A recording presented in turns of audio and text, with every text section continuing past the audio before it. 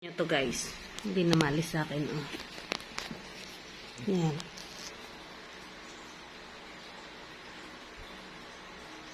Ano?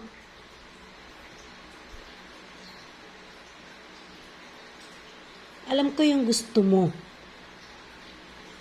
Hindi natin mapipilit si Molly. Kanina, tinanggalan ko ng panty. Hindi ka naman din nakakasko. Tinulungan pa kita ipasok. Papagod ka lang. Tama na yan. Mawawala din yan. Isa, lalapit pa talaga yan. Sabi ko tama na. Oh, ano yun? Wala. Hindi ka na matigil-tigil sa ano mo. Wala namang utog. Puro lang porma. Hindi ka pa kumakain. Yung aso nyo ba pag naghihit ganyan, hindi kumakain? Hoy, tingin ka dito. Tingin. Hindi pa kumakain ha?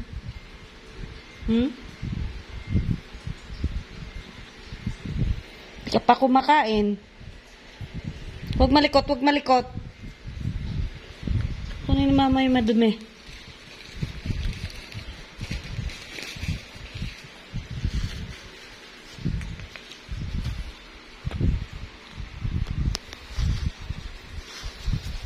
Huwag malikot.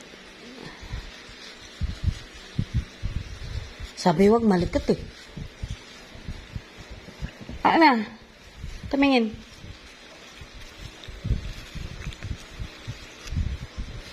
Bumaba ka na dyan. Wala tayong magagawa. Kung ayaw ni Molly, wag mo nang pilitin. Alam mo ba anong magiging kaso mo niyan? Rapist ka. Rape. Lalapit pa talaga. Lalapit pa talaga. Doon ka lang. Diyan lang. Huwag ka na lumapit. Makinig ka, makinig. Yol. Okay. Makinig ka. Tama na yung ano mo. Puro ka na lang purma. Gusto mo kitang tulungan. Hindi na. Tingnan mo nga to. Sana mo ulit. Ayan o. Hindi na lumalabas o. Molly. Lumabas ka dyan. Ayaw na nga niya guys. Kasi si Yowli, first time kong ma-encounter tong ganito nila eh. First timer din kasi silang hindi tawag nito. Dati naman, nagdudugo din si Molly. Kaso nga lang, hindi ko pa talaga pinapayagan dahil bata pa. Si Molly ngayon is ilan siya? February, March, April, May, June, July. 1 year and 5 months. So, I think okay na siya na mag-baby. Kaya pinapayagan ko ng ganon. Si Yowli naman, kasi yung lalaki si Yowli. Si Yowli naman, first timer din niya. First timer din yung kaya naka-score naman siya ng 2 beses. Siguro okay na yun, makakabuo naman na siguro. Kaya ngayon ayaw na ni Molly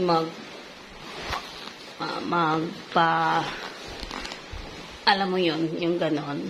So minsan si Yowli talagang nagbibeg sa akin na tanggalin ko yung panty, ganyan-ganyan. Kanina pinagbigyan ko. Tinulungan ko pang ipasok para hindi, napapagod lang. Wala rin nangyari. Tapos hinayaan ko lang din. Nagdudugo pa naman si Molly. Kaya, doon kami sa taas. Wala, hindi na. Umuupo na lang talaga siya. So, kaya, naisip ko, ayaw niya na talaga magpagalaw. Pero si Yauli kasi habang siguro naaamoy niya na meron pa rin si Molly, mabango siguro sa kanya, kaya ganun, hindi pa rin siya matigil-tigil. Naaawa naman din ako kay Molly. Minsan, pag nag-aaway sila, tulad nung kagabi, gaaway sila. Tapos, kasi nga, ayaw pagbigyan. Itong kulit-kulit ni Yauli, pinipilit niya. Nag-away sila. As in, tagal. Aawa ako dahil pag si Yauli kasi, pag pinatulan talaga niya yung babae, talo talaga siya. Sa lakas. Oo, syempre, matanda din si Yauli. Si Yauli is 3 years old. 3 years old na siya. Ngayon, ayan, tumalsik. Pero nung makita niya na may din sila naaawa din sila si Molly. Kaya kung makita niya yun dun sa video, yung buong video na yun, tawag nito, lumapit na talaga siya, tas inano niya na yung puwet niya. Tas hindi na siya tawag nito, nag-resist. So, ang problema lang,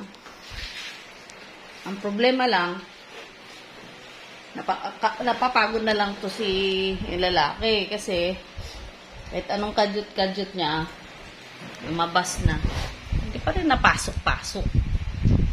Yun yung problema. Ayan, hindi siya mapakali. Talaga siya mapakali. Ayan. Kahit anong gawin mo, hilain mo na lang, palabas.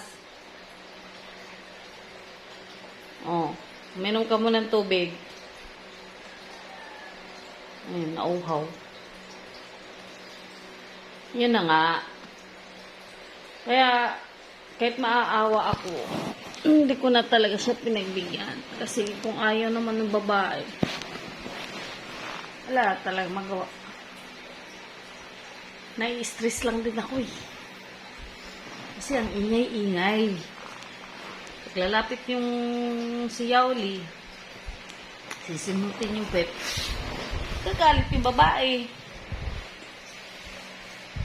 Sigaw. Ayan. Ay, ako tuloy, hindi ako din.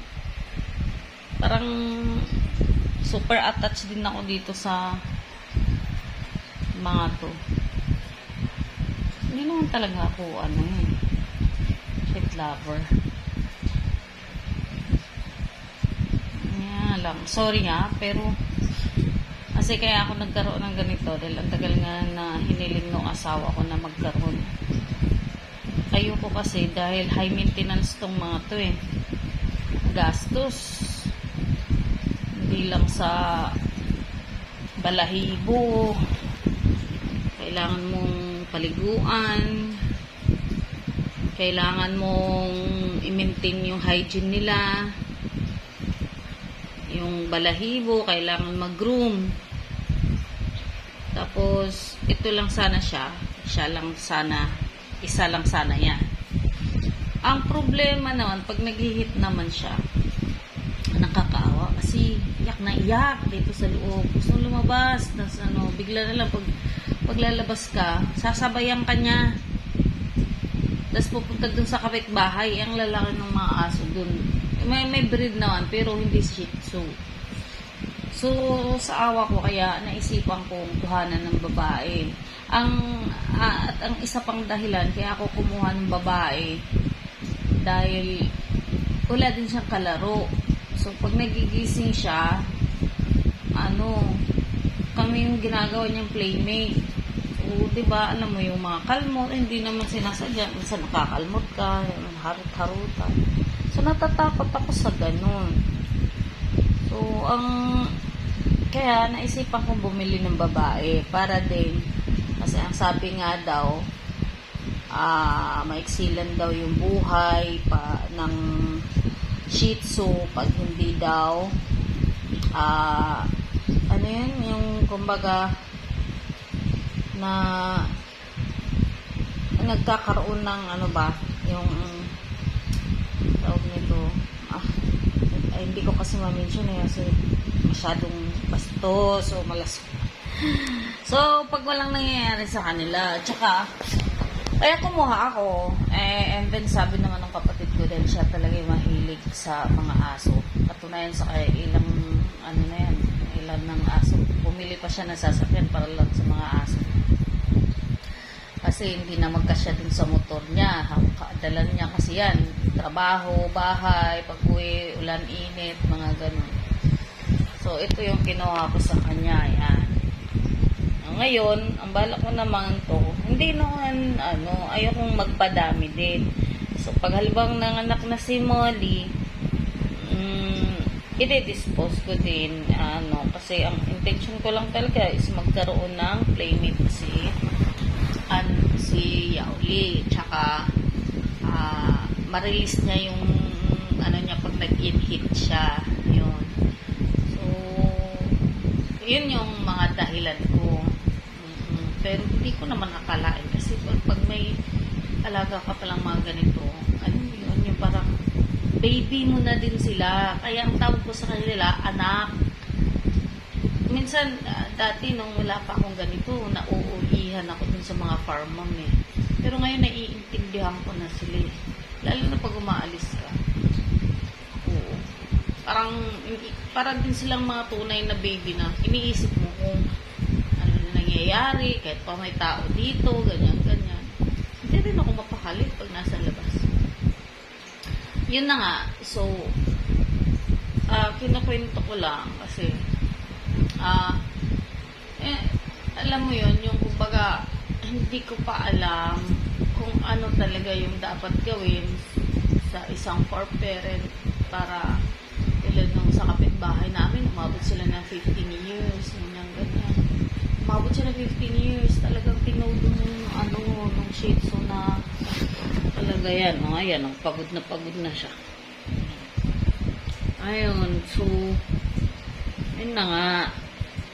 Ngayon, medyo nai-stress ako dahil na-attach ako na kumbaga naaawa ako dun sa mga nararamdaman lang. Hindi ko maintindihan kung paano ko masusolve lalo na pag pagod na pagod ako, di ba?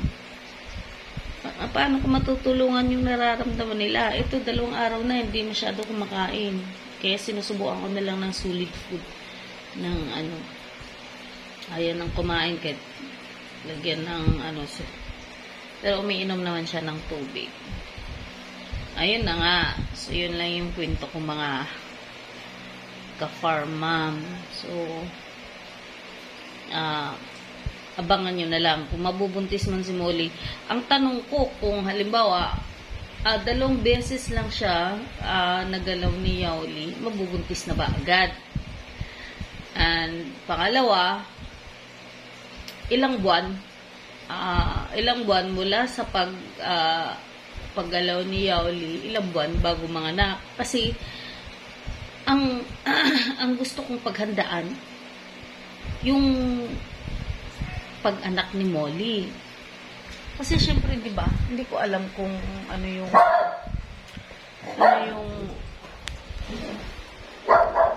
paano yung gagawin ko. Kaya ngayon pa lang i-ready ko na yung kulungan ng pag-aanakan. Tapos siguro bibili na din ako ng milk kung sakaling hindi makakapag-produce ng maayos ng gatas si Molly. And ano pa? Ayun. So, ang alam ko is pag nag 2 weeks na yung baby, kailangan na i-deworm. Ayun. So, every 2 weeks until until 4 months. So, every 2 weeks. So, pagka 3 months nila, i-dispose ko na. Ayun. Ibebenta ko. Hindi yung kumbaga binta na Parang ayaw mo nang ibenta sa mahal. So, ang akin lang, medyo yung mapalitan lang yung mga gastos, ng bakuna, ng ano, kasi bago ko i-release, kailangan babakunahan ng first vaccine. Para pagdating sa kukuha, na siya, safe na siya, so sila nila mag-continue. Yun ang balak ko. Kasi ayoko nga magparami. Dahil ito pa lang, sa dalawa na to, hindi ko na kaya.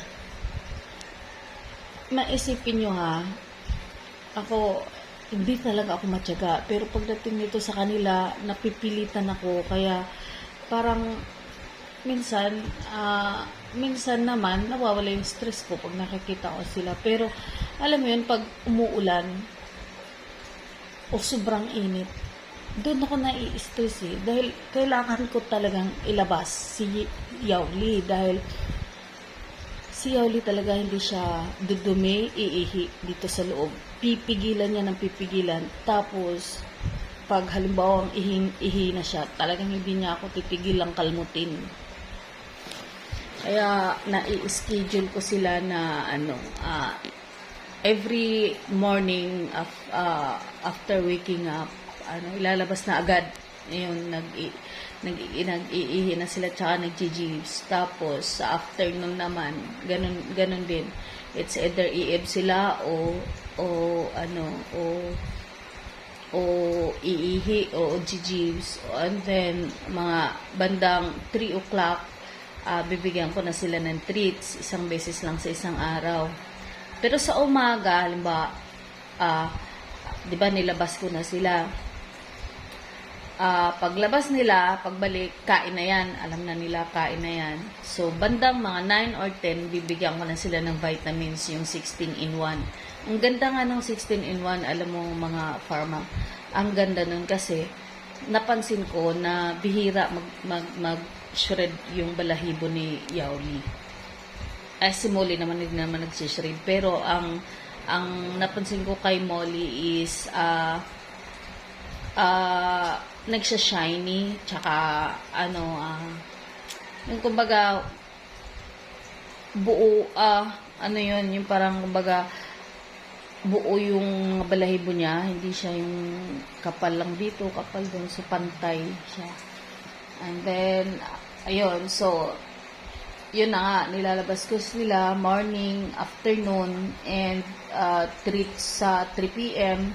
And then, 4, medyo ilalabas ko din sila para tatakbo-takbo ng mga at least 15 minutes. And then, pagkagabi, pakainin na, mga 6:30, ganyan. Tapos, pagka 7, na siya, ilalabas ulit para mag-iihi at mag-james. Tsaka, everyday ko sila nililinisan. Yung paa, yung puwet, may ako lagi, may wet wipes. So, ayun. Kasi, kailangan sila linisan dahil nga nasanay na silang katabi namin sa kama. Hindi sila nakakatulog ng mahimbing pag hindi sa kama. Ako naman kasi dati, yung si Yauli, kwento ko lang. Si Yauli kasi, nung bata pa siya, ayaw ko talagang itabi kasi kahit pa sabihin mong malinis, hindi naman talaga totally malinis na malinis dahil iba pa rin talaga yung yung kumbaga iba pa rin, aso pa rin sila. Syempre kung yung mga balahibo nila nandidikit sa kama mo, kahit tingin mo wala, pero meron yan. So ang ginagawa ko, nasa loob sila ng kwarto, pero dito si Molly sa gilid. May kama siya, sarili niya. And then, ayun na, tulog na ako, tas tulog na din sila. Siya, ang problema lang, pag tapos ng work ng asawa ko, kasi ang trabaho niya is panggabi, pagpasok niya sa kwarto, nagigising si Yauli, tas naghaharutan muna sila, ganyan, niyayakap niya, naghaharutan, hanggang sa makatulog. Silang dalawa, nandun na sa kama. Pagising ko, nandun na. Ganon lagi ang routine. So, pag natutulog na ako, doon siya sa baba, tutulog siya, tapos harapin na naman pagpasok ng asawa ko, ganyan. Hanggang sa nasanay, ayaw nang mahiwalay. Ayaw na niyang mahiwalay. So, tama na siya talaga. Si Molly, ganun din yung story nun. So, since naman nandun na siya uli sa kama, magtataka din siya ba't wala siya sa kama. Kaya sila lahat, kami 4.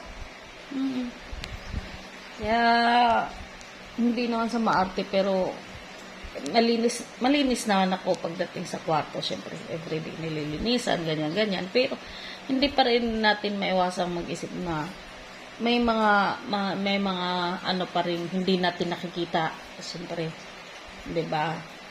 Kaya nililinisan ko sila. Tapos, ni-sprayan ko ng parang alcohol ata, pero scented siya na hindi gusto ni Molly yung amoy. Anyway, sa ngayon, yun lang muna mga ka-farmam. Sinishare ko lang yung experience ko as a beginner na maging isang mommy ng mabalahibong anak. Bye! Hanggang sa muling kwentuhan.